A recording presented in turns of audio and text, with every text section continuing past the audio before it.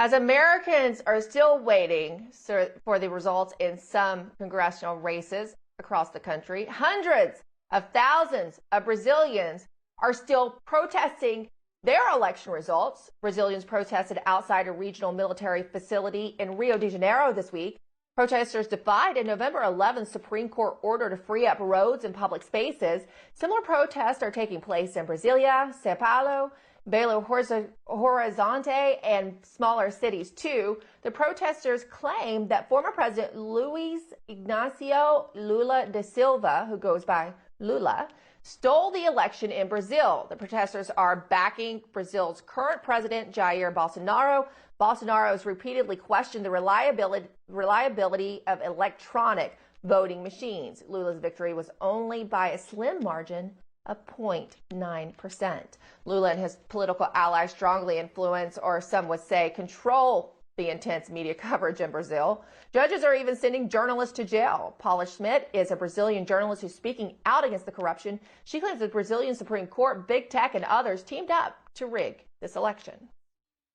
I can guarantee that I have never witnessed, without exaggeration, so much censorship and fear of injustice. I have lived in 13 countries, a few of them dictatorships or monarchies, and I have never witnessed such a fast and progressive erosion of democracy and so many attacks on freedom. This is all happening in my country, Brazil. One Brazilian newspaper even reported that a team of journalists had to be escorted out of the crowd by the military. Let's welcome in journalist Matthew Tierman. Matthew, the last time we talked, the military audit had not happened yet, and you had said that there was a high level of confidence for the military in this audit. Catch us up to speed as to what happened with that and where Brazil stands now. Sure. So we spoke right before our midterms, and the military audit had begun after the first round, October 2nd, and they held it until the second round so they could pick up more data, which was on October 30th, which is when we saw all these voting irregularities and tabulations that made no sense, and Lula somehow managed to eke out a victory with some very, very out-of-whack statistical anomalies, and the military audit was released right after our midterms. They did not want to jump the shark on the international press. And what they released was something that simply said in 65 pages, we believe that there are certain things that we cannot audit that look potentially fraudulent. They did not come out and say this is outright fraud, for the simple reason that the electoral court blocked them from actually doing an audit. They blocked them from access to the machines. They blocked them from certain tranches of data. And they said this in their audit, that the TSE, it's the subsidiary court to the Supreme Court, and not coincidentally, it was led by the same figure, Alexander de Moraes, who is public enemy number one for the liberals of both the left and the right in Brazil. This is a guy who is acting as if he was a judicial tyrant who by legislative or judicial fiat and diktat is putting journalists in prison, is changing laws, even though the court does not have the statutory right to do so. And the Brazilian Constitution, which they're supposed to be the arbiters of, says specifically that when there's a separation of powers dispute, as is developing now between the judiciary and the executive branch, and even with those in the legislative branch, when you've got congressmen censored and some have been arrested by this man, Moraes, it's up to the military to adjudicate this dispute. It's also the competence of the military, according to the Brazilian Constitution, to overview an election if there is allegation of fraud and impropriety. Meanwhile, the TSE, the Supreme Electoral Court, has blocked out the military from doing the audit. And then today, this is breaking today, this court, just coming on the heels of the 8 members of the Supreme Court being in New York, which we'll discuss in a second, they're suggesting that they need to go and arrest and detain the head of the defense ministry, because they know that the military stands with the people. The people are protesting outside military barracks for a reason, and the military would be the force that would come and adjudicate this by force if necessary, and potentially arrest these judges and declare martial law. Hey, this is Latin America, and there has been military engagement in government since the 60s and 70s, and Brazil has been free of military rule but given the military constitutional rights in case other tyrannies pop up within the executive branch, within the legislative branch, or within the judicial branch. So things are getting very, very heated. On November 15th, which was 2 days ago, millions of people took to the streets. You showed some footage. We're talking Brasilia, obviously the capital, the two biggest cities, Rio and Sao Paulo, but cities as far afield as Recife in the north, which historically was a leftist stronghold, which is where you'd expect Lula to do really well, while people there feel disenfranchised because some of the tabulations in provincial districts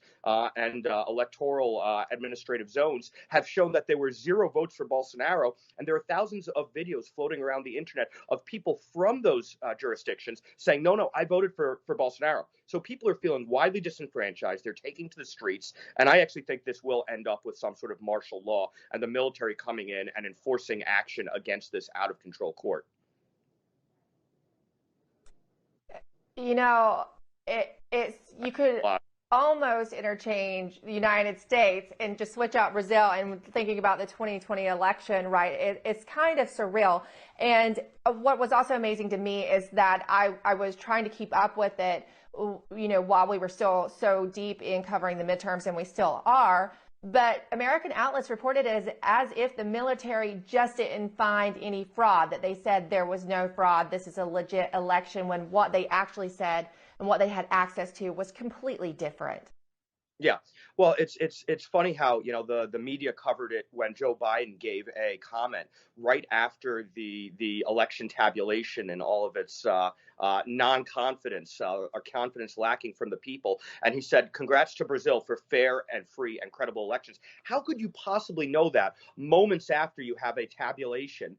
So it's, you know, methinks the lady doth protest too much. It's very, very, it smells fishy on every level. It feels like the fix is in with the global media. They're not even reporting millions of people. This is the largest street manifestations I think that I could report on that I've ever seen historically since the fall of communism, since the 80s in Europe in the late 80s and early 90s. There's never been manifestations anywhere in the world of this scale. We're talking not millions, but we're approaching now 8 figures, tens of millions across a country of 210, 220 million people. So it's really massive. And it's not only in Brazil. You had the 8 Supreme Court justices who were appointed by Lula himself, who let him out of prison and annulled his conviction. He's convicted 3 times in 3 separate courts, and they annulled it.